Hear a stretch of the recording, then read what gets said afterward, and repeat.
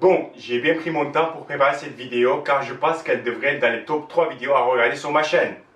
Dans cette vidéo, on va parler sur tout ce qui concerne la prise de masse et tout ce dont vous devez savoir, d'abord en nutrition, puis en entraînement. Tout ce que je vais dire s'applique aux hommes et aux femmes. Et si j'ai raté quelque chose ou si vous avez des questions, n'hésitez pas à me les poser en bas dans les commentaires. Et si vous avez trouvé la vidéo utile, merci de la partager avec vos amis. Donc, on commence par le plus important. Est-ce que tu sais ce que vraiment dire prendre de la masse?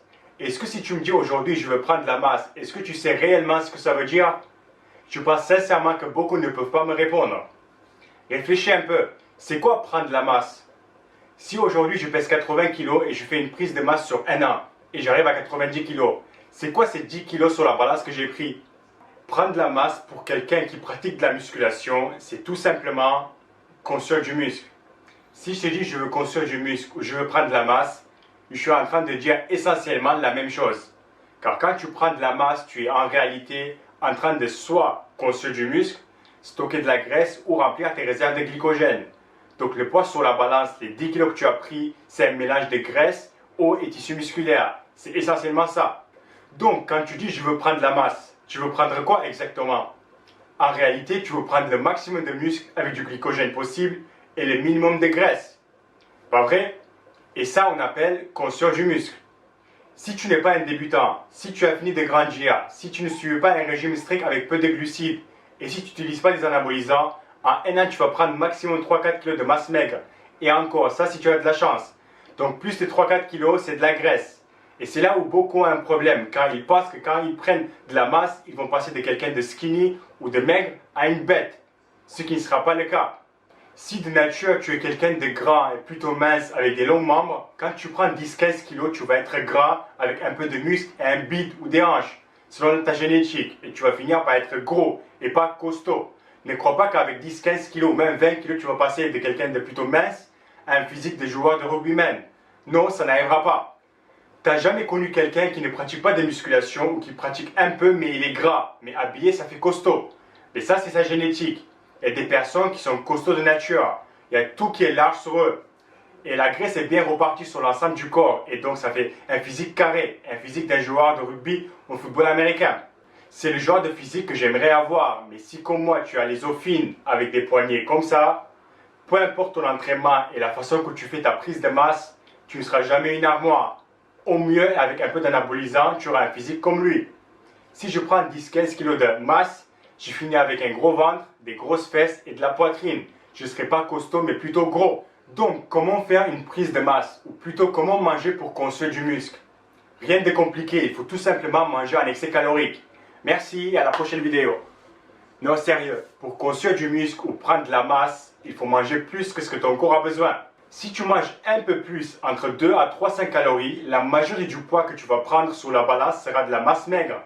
Si tu manges 200 calories de plus par jour pendant 10 mois et tu es régulier, ça te fait un peu plus de 7 kg sur la balance. Et de ces 7 kg, tu auras 2-3 kg de muscle, 2-3 kg d'eau et 2-3 kg de graisse. Ce qui est top et tu ne pourras pas faire mieux. Plus tu manges et plus tu as un excès, tu vas construire du muscle et tout le reste va être stocké en graisse. C'est de la graisse que tu vas devoir éliminer après. Donc ce n'est pas une très bonne idée de manger comme un porc juste parce que tu es en prise de masse. Et ceux qui vous disent si tu manges propre, tu vas construire du muscle sans graisse. Et si tu manges sale, tu vas prendre de la graisse. Ça, c'est loin de la réalité. Le corps ne fonctionne pas comme ça. Et j'ai une vidéo sur ça si ça t'intéresse. Mais c'est tout une question de quantité. La qualité de ce que tu manges ne détermine pas si tu construis du muscle ou si ton corps stocke de la graisse. Tu manges un peu plus, tu vas construire du muscle et très peu de graisse. Tu manges beaucoup plus, tu vas construire du muscle et tout le reste sera stocké en graisse. Tout ça en condition que tu manges assez de protéines et les bons lipides. Au niveau macronutriments, rien ne doit réellement changer. Et les macros que tu devrais augmenter progressivement pendant cette période, c'est les glucides et ou les lipides. Pas besoin de manger encore plus de protéines. Ça ne t'apporte rien. 1,2 à 1,5 g par poids du corps suffit largement. Si par exemple ton maintien est à 2500 calories, donc tu manges 300 g de glucides, 120 protéines et 85 g de lipides, pour que ça soit autour de 50% de glucides, 30 lipides et 20 protéines. Pendant cette période, le mieux sera d'ajouter 10 g de glucides et 5 g de lipides tous les 4-5 jours. Et après 2 semaines, tu seras déjà en excès de 300 calories. Et avec, tu devrais prendre 1 kg par mois, ce qui est très bien. Après, honnêtement, sauf si tu prépares une compétition, tu n'as pas besoin d'être aussi précis. Tu manges à ta faim et tu te pèses régulièrement. T'assures juste de manger assez de protéines. Si après une semaine, 10 jours, tu vois que ton poids n'évolue pas, essaie d'augmenter tes portions jusqu'à ce que tu prends 500 grammes tous les 2 semaines. Et t'essayes de rester stable et régulier. Si tu vois que tu prends trop, pendant quelques jours, tu comptes tes calories pour être sûr et te remettre sur les rails. Au niveau entraînement, idéalement, il faut faire la même chose. Progressivement faire plus. Commencer avec un programme super basique avec le minimum que tu peux faire pour entretenir et chaque semaine ajouter une série par-ci par-là pour finir avec quelque chose de complet. Ça, c'est une erreur que beaucoup fassent. Si tu commences avec un programme où tu travailles tout 2 fois par semaine avec 15-20 séries par groupe musculaire et une bonne intensité, comment est-ce que tu comptes évoluer ton programme au fur et à mesure? Ça ne sera pas très évident. Et quel genre de programme il faut suivre? Un programme que tu peux suivre et être régulier avec. Un programme qui te permet de bien progresser, que ce soit au niveau des charges ou le volume d'entraînement. Un programme où idéalement tu stimules chaque groupe musculaire 2 fois par semaine. Et un programme où la majorité des exercices sont des exos de base. Pour les personnes qui vont m'envoyer un mail pour me dire « Ah, mais moi je mange beaucoup et j'arrive pas à prendre du poids ». Non, je te garantis que tu ne manges pas beaucoup. Tu as peut-être l'impression de beaucoup manger, mais si tu comptes tes calories pendant 2-3 jours, tu verras que tu ne manges pas autant que ce que tu crois. Surtout si tu es quelqu'un qui dépense beaucoup. Donc avant de me contacter, fais le test sur 2-3 jours et tu verras que tu ne manges pas assez.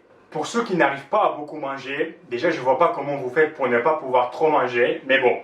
Voici 2 conseils pour pouvoir ajouter 3, 4, 5 calories facilement.